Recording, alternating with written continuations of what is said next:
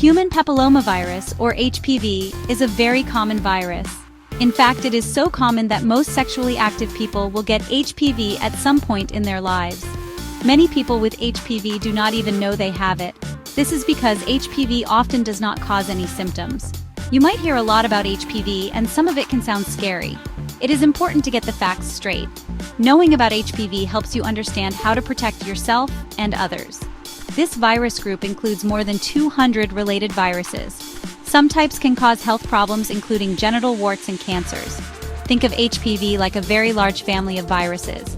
Some family members are mostly harmless, while others can cause serious trouble if they are not dealt with. Most people's bodies can fight off an HPV infection on their own, usually within 2 years. This happens without the person ever realizing they were infected. However, sometimes the infection stays in the body. When a high-risk HPV infection persists for many years, it can lead to changes in cells. These changes can eventually turn into cancer. This is why understanding HPV is so crucial for your long-term health and well-being. The widespread nature of HPV means it is not something to be ashamed of. It is simply a common part of human life and sexual health. Getting HPV does not mean someone is unclean or has done something wrong. It is a virus, like the common cold virus, but it spreads differently and can have different consequences. Because it is so prevalent, public health efforts focus on prevention and early detection of related problems, rather than trying to stop all infections, which would be nearly impossible. The key is to manage the risks associated with certain types of HPV through vaccination and screening programs. So, what is the takeaway here? HPV is incredibly common. You are not alone if you have questions or concerns about it. The virus itself is not a disease, but it can cause diseases in some people. Most infections are cleared by your immune system without any issues. The important thing is to be informed about the potential risks, especially from high-risk HPV types, and to know what steps you can take. This knowledge empowers you to make good decisions about your health. We will explore these aspects in more detail. HPV is primarily spread through close skin-to-skin contact. This usually happens during sexual activity. This includes vaginal, anal, or oral sex. However, it is important to understand that penetrative sex is not the only way HPV can be transmitted. Any intimate touching of the genital area with someone who has HPV can spread the virus. This means even if you are not having intercourse, you could still be exposed to HPV if there is direct genital contact. The virus can infect the skin and mucous membranes, such as those in the genitals, mouth, and throat. Because HPV is spread by skin-to-skin contact, condoms do not offer complete protection. Condoms can lower your chances of getting HPV if used consistently and correctly. However, they do not cover all the skin in the genital area that could be infected. For example, the scrotum, vulva, or areas around the anus can harbor the virus. So while condoms are excellent for preventing other sexually transmitted infections and pregnancy, they are not a foolproof barrier against HPV. This is another reason why HPV is so common, even among people who try to practice safer sex. It is also possible, though rare, for HPV to be transmitted in non-sexual ways. For instance, a mother with genital HPV can pass the virus to her baby during childbirth. This can sometimes lead to a condition called recurrent respiratory papillomatosis, where warts grow in the baby's throat. However, this is not a common outcome. There is no evidence that HPV can be spread through casual contact like shaking hands, hugging, sharing food, or using swimming pools or toilet seats. The virus needs that close, intimate, typically genital skin contact to pass from one person to another. Understanding how HPV spreads helps to clarify why it's so widespread. It's not just about intercourse. Any intimate skin-to-skin contact in the genital region carries a risk. This also highlights why vaccination before sexual activity begins is so effective. If you are immune before you are ever exposed, the virus cannot take hold. For those already sexually active, regular screenings become even more important because exposure is very likely over a lifetime. Being aware of these transmission routes allows for a more realistic approach to prevention and management, moving beyond simple assumptions about sexual behavior. Not all HPV types are created equal. Scientists have identified over 200 types of HPV, and they are broadly categorized into two main groups: low-risk types and high-risk types. This distinction is very important because it relates to the kind of health problems they can cause. Low-risk HPV types mostly cause warts. These warts can appear on the genitals, around the anus, or sometimes in the mouth or throat. While genital warts can be bothersome, unsightly, and sometimes uncomfortable, they are not cancerous and do not lead to cancer. They are considered a benign condition.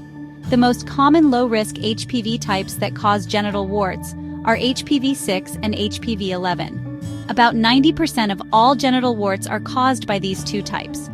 Warts can be treated, but they might come back because the virus can remain in the skin.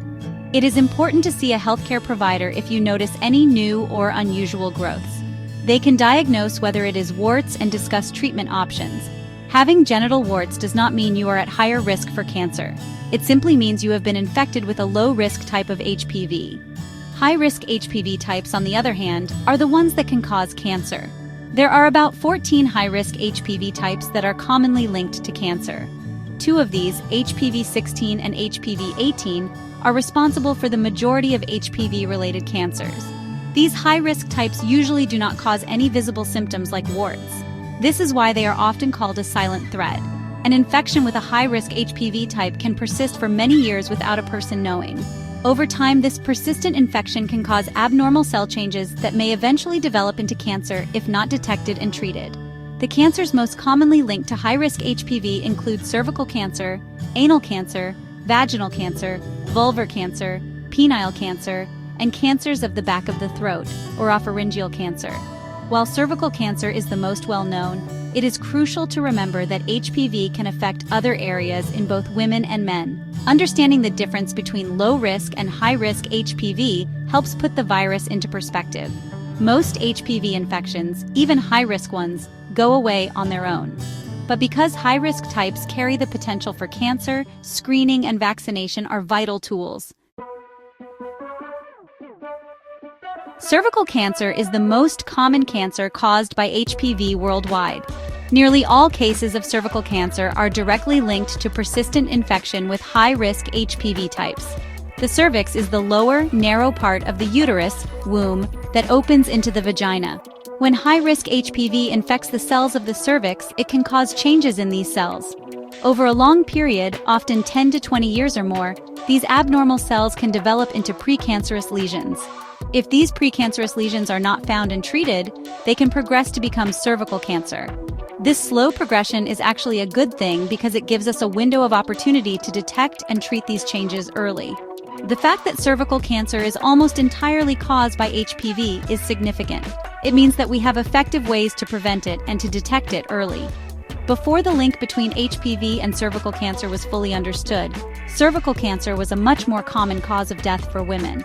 Thanks to screening programs and now HPV vaccination, rates of cervical cancer have dropped dramatically in countries where these interventions are widely available. However, it remains a major health problem in many parts of the world where access to screening and vaccination is limited. It is important to remember that having high-risk HPV does not automatically mean you will get cervical cancer. Most women with high-risk HPV on their cervix will not develop cancer. Their immune systems will clear the infection. However, for a minority of women, the infection will persist. Factors like smoking, a weakened immune system, or having many children can increase the risk that a persistent HPV infection will lead to cervical cancer. Regular screening is designed to find those women whose infections are causing cell changes so they can receive treatment before cancer develops. The good news is that cervical cancer is highly preventable. This is because we know its main cause, HPV, and we have tools to fight it. Screening tests can find precancerous changes, and the HPV vaccine can prevent the infections that cause these changes in the first place. This knowledge empowers women to take control of their cervical health. Understanding this strong connection between HPV and cervical cancer underscores the importance of participating in recommended screening programs and considering vaccination if it is appropriate for you. It is a cancer we can largely defeat with the tools we currently possess. Section 5. Catching it early. The power of cervical screening. Cervical screening is a vital tool for preventing cervical cancer. The goal of screening is not to find cancer itself, but to find abnormal cell changes on the cervix that could eventually turn into cancer if left untreated. These changes are often called precancerous lesions or dysplasia. By detecting these changes early, healthcare providers can offer treatment to remove them, effectively stopping cancer before it even starts. There are two main types of screening tests used: the Pap smear or Pap test and the HPV test. Sometimes these tests are done together, which is called co-testing. The Pap smear involves collecting a small sample of cells from the surface of the cervix. These cells are then examined under a microscope in a laboratory to look for any abnormalities or changes. The PAP test has been incredibly successful in reducing cervical cancer rates since it was introduced decades ago. It looks for the results of an HPV infection, the cell changes. It is a proven method for early detection. If abnormal cells are found, further tests or treatments may be recommended by your doctor to investigate or remove them. This proactive approach is key to prevention. The HPV test, on the other hand, looks directly for the presence of high-risk HPV DNA in cervical cells.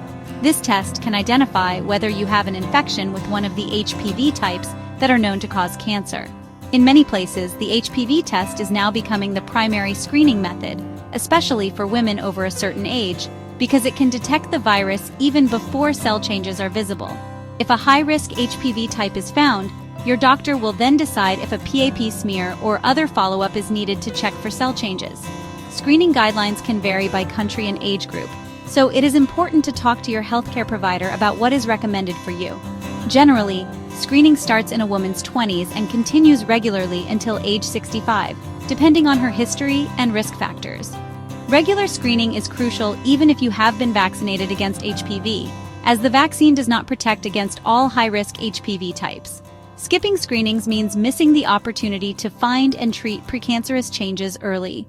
It is one of the most effective ways to protect yourself from developing cervical cancer. Section 6. The HPV Vaccine, Your Shield Against Cancer. The HPV vaccine is a major breakthrough in cancer prevention. It works by protecting against infection from the specific HPV types that cause most HPV-related cancers and genital warts. The vaccine does not treat existing HPV infections or HPV-related diseases, but it can prevent new infections. It is made from tiny particles that look like the outer shell of the HPV virus, but they contain no live virus and cannot cause an HPV infection or cancer. When you get the vaccine, your body produces antibodies. If you are later exposed to those HPV types, these antibodies will help your immune system fight off the infection. The HPV vaccine is most effective when given before a person becomes sexually active and is exposed to HPV. This is why it is typically recommended for young adolescents, usually around ages 11 to 12, for both boys and girls. Catch-up vaccination is also recommended for older adolescents and young adults who were not vaccinated earlier.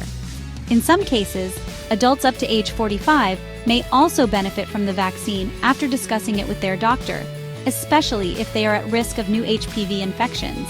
Vaccinating boys is important too, as it protects them from HPV-related cancers, like anal, penile, and throat cancers, and also helps reduce the overall spread of HPV in the community. Current HPV vaccines protect against multiple HPV types. The most widely used vaccine, the 9-valent HPV vaccine, protects against 9 HPV types, HPV 6 and 11, which cause most genital warts, and 7 high-risk HPV types, including HPV 16 and 18, which cause most cervical cancers, as well as types 31, 33, 45, 52, and 58, which cause additional cancers. This provides broad protection. The vaccine is given as a series of shots, usually 2 or 3 doses, depending on the age at which the series is started. It is important to complete the entire series to get the full benefit of the vaccine. The HPV vaccine has been proven to be safe and highly effective in numerous studies worldwide. Millions of doses have been given, and it has an excellent safety record. Like any vaccine, it can have mild side effects, such as pain or redness at the injection site, fever or headache, but serious side effects are very rare. The benefits of preventing cancer far outweigh these minor risks. Widespread HPV vaccination has the potential to dramatically reduce the incidence of cervical cancer and other HPV-related cancers, making it a crucial public health tool for future generations. Section 7. When HPV stays from temporary guest to long-term threat. The good news about HPV is that in most cases, the body's immune system successfully fights off the infection. For about 90% of people who get HPV, the infection will clear on its own within 2 years, often much sooner. This happens without causing any symptoms or long-term health problems.